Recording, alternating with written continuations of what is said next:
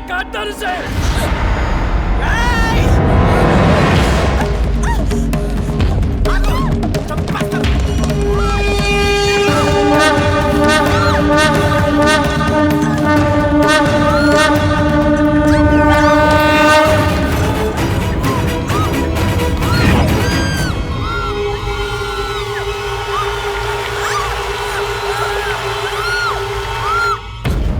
అయ్యా, నా మనవరాలికి దేవుడంటే అస్సలు ఇష్టం లేదు.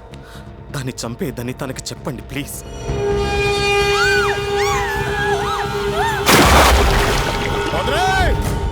ఆ అమ్మాయిని కాపాడు,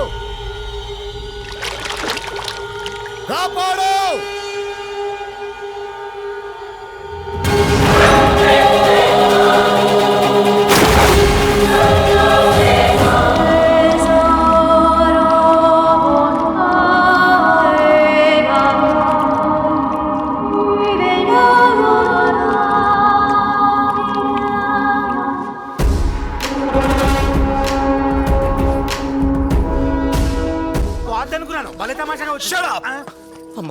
బద్రీ, గురుజీ, భగవంతుడంటే ఇష్టం లేని ఈ అమ్మాయి బద్రీనాథ్ క్షేత్రంలోనే ఉండకూడదు, పంపించేయి. పంపే ముందు ఒక్క దీపం మార్పినందుకు శిక్షగా 1,00,000 దీపాలు వెలిగించాలి. 1,00,000?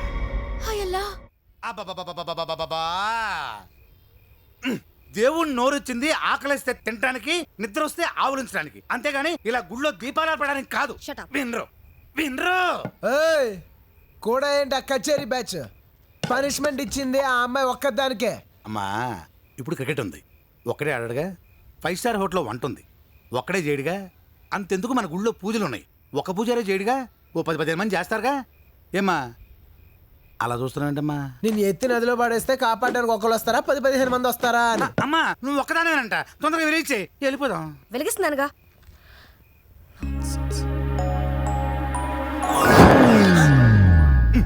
ఆరిపోయింది.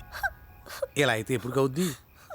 ఏమయ్యా, ఒక దీపం ఆర్పినందుకు ఇంకోటి వెలిగించమనొచ్చు, 10 వెలిగించమనొచ్చు, పోనీ 100 వెలిగించమనొచ్చు. నోటికి వచ్చిన 1,00,000 కోట్లు వెలిగించమంటే ఎలా వెలిగిస్తారా? చెప్. ఓకే, చూడు, భక్తితో వెలిగిస్తే వెలుగుతాయి, ఇలా మొహమాటానికి వెలిగిస్తే అలాగే ఆరిపోతాయి. భక్తితో ఎలా వెలిగిస్తారు? అగ్గిపుల్లతో వెలిగిస్తారు. ఎలాగో ఓం నమో నారాయణాయ అనే అష్టాక్షరి మంత్రం మనసులో తలుచుకుని వెలిగించు, అప్పుడు వెలుగుతాయి. ఏంటి వెలిగించడమే ఓ పనిష్మెంట్? దాని తోడు 1,00,000 సార్లు మంత్రం చదవాలా? అది ఈఎంఐ. ఈ అమ్మాయే. ఇంకేదవదు. నేను వెలిగిస్తాను, చూడు.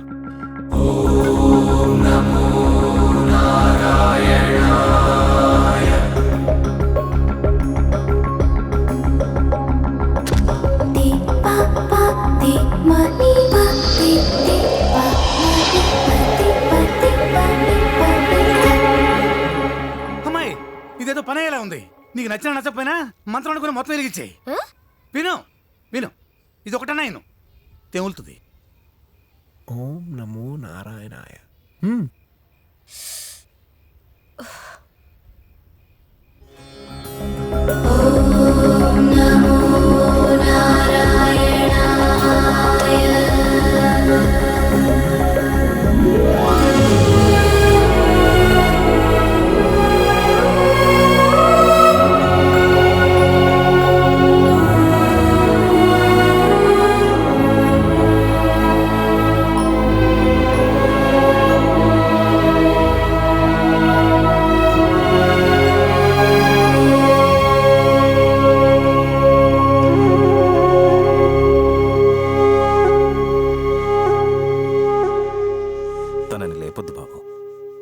ఈ ఒక్క పూటైనా ఈ దేవుడి సన్నిధిలోనే ఉండని.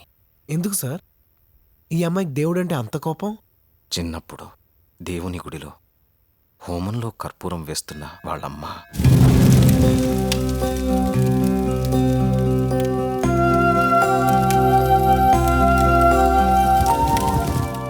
ఈ రక్ష కట్టుకుంటే దేవుడు నీతో ఉన్నట్టే.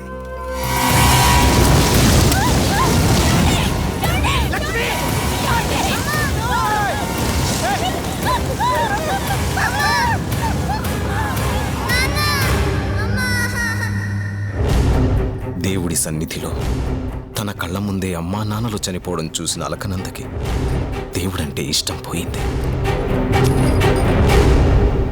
మరెందుకు సార్ దేవుడంటే ఇష్టం లేని అమ్మాయిని ఇక్కడ తీసుకొచ్చారు. అదిప్పుడు చాలా పెద్ద ప్రమాదంలో ఉందయ్యా. సర్కార్ వచ్చేస్తున్నారు.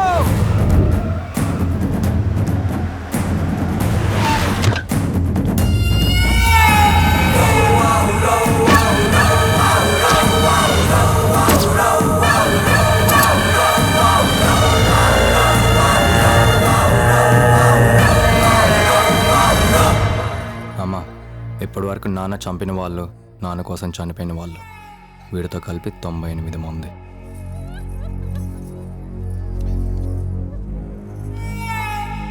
సర్కార్ ఢిల్లీలో ఉన్నారు. ఈ కార్యమైన తర్వాత వచ్చి కనుపడు. ఇప్పటికే లేట్ అయింది, తీసుకెళ్ళండి. అలాగేనమ్మా. అమ్మ ఒక్క నిమిషం. నా భర్త చావు బతుకుల్లో ఉన్నప్పుడు ఒక పెద్ద ఆయన ప్రాణం పోసాడటమ్మా. ఆయన వచ్చి తులసి నీళ్ళు పోస్తే గాని తను దహనం చేయొద్దని తన డైరీలో రాసుకున్నాడమ్మా. ఆయనకి ఫోన్ చేశానమ్మా, వచ్చేస్తూ ఉంటారు. ఎవరా పెద్ద ఆయన? జీడి నాయుడు గారమ్మా.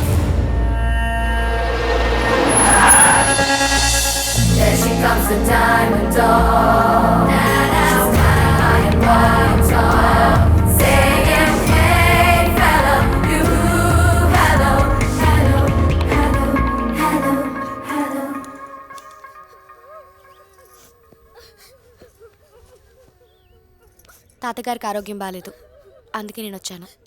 ఒక్కసారి మీ చేత్తో ఈ తులసి నీళ్ళు నోట్లో పోయండమ్మా. ఏ ఆ నీళ్లు పోస్తే బతుకుతాడా? ఈ పిచ్చి సెంటిమెంట్స్ నాకు నచ్చవు. నీ పిల్లల భవిష్యత్తు గురించి ఆలోచించు. నేనెవరో తెలుసా?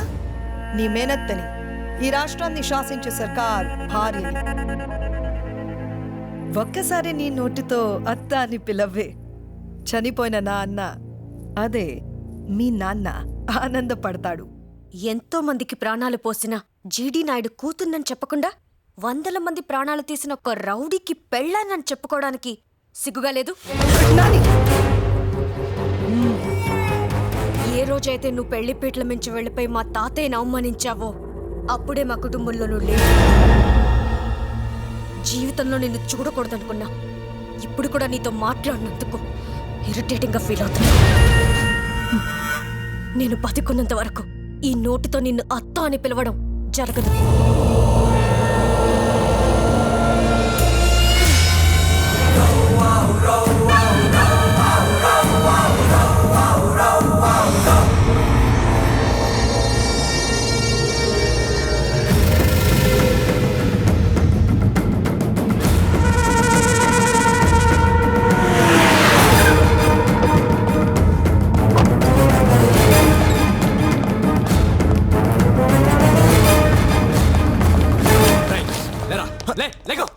ఎవరు మీరు? ఏంటిది?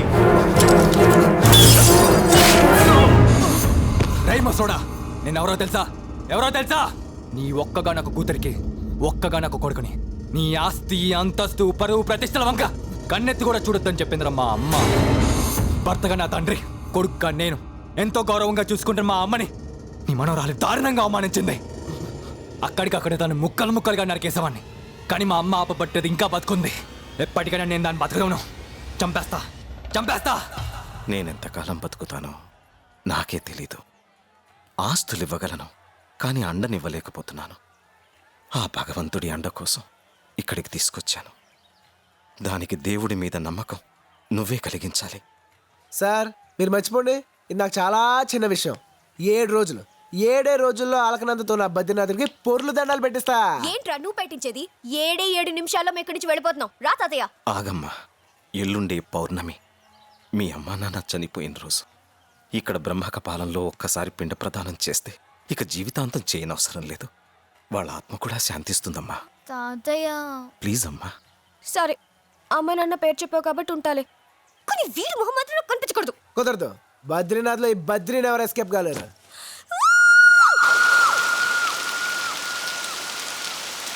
ఈ వసుధార దగ్గర ఎవరైనా నా ముందు తల వంచుకునే మాట్లాడాలి.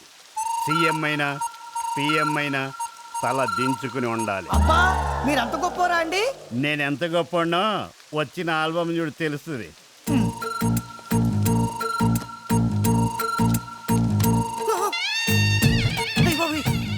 మనసులో బూతులు తిట్టుకుంటున్నట్టున్నా బయటికే తిట్టాలనుంది గుడి కదా అని ఊరుకున్నా ఈ పనికి ఇంత బిల్డప్ మా పని అంటే నీకు అంత చీప్ గా ఉందిరా? మీరు మరీ అంత వైలెంట్ అవ్వకండి.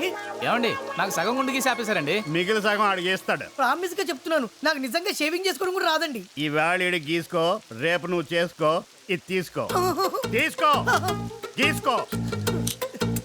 జై నెత్తురొస్తుందండి. తెగితే నెత్తురుగాక అత్రాసుదేడురా. వెళ్ళి డాక్టర్ చూపించుకో. మిగతా సగం ఆడికి ఇయ్యమను. ఆడికి ఇయ్యబోతే నేను గీస్తాను. వెళ్ళు, నువ్వు కూర్చో. నేనెందుకండి? నీ గుండు గీయడానికి. మొక్కు కోసం తిరుపతిలోనో మోక్షం కోసం కాశీలోనో చేయించుకుంటారు, ఇక్కడ ఎందుకండి? నేను ఎవరి దగ్గర డబ్బులు ఫ్రీగా తీసుకోను. అసలు డబ్బులు ఎందుకు తీసుకోవాలండి? నువ్వు నా వృత్తిని అవమానించావు కాబట్టి. ఇవ్వకపోతేనండి ఈ ఊరు దాటెళ్ళవు. తియ్యి 1000. 200 అనుకున్నా, ఇదిగో 1000. 800. నేను లెక్కల్లో కాస్త పూరండి. అప్పుడు 1200 కూడా ఇవ్వచ్చుగా. ప్రతి టూరిస్ట్ ప్లేస్ లో ఇలాంటి నా కొడుకు కంపల్సరీ ఒకడు ఉంటాడు. ఏడ్రోయ్. ఇదిగో ఇదేటయ్యా కామెడీ కడితే క్యాష్ ఇచ్చా. టెస్ట్ చేయనంతే. వెళ్ళు. థ్యాంక్స్ అండి. ఏంటి బద్రి? రేయ్ గుండ్లు కొట్రా, జేబులు కాదు. అలాగే బద్రి, టైంకి వచ్చేస్తాడు.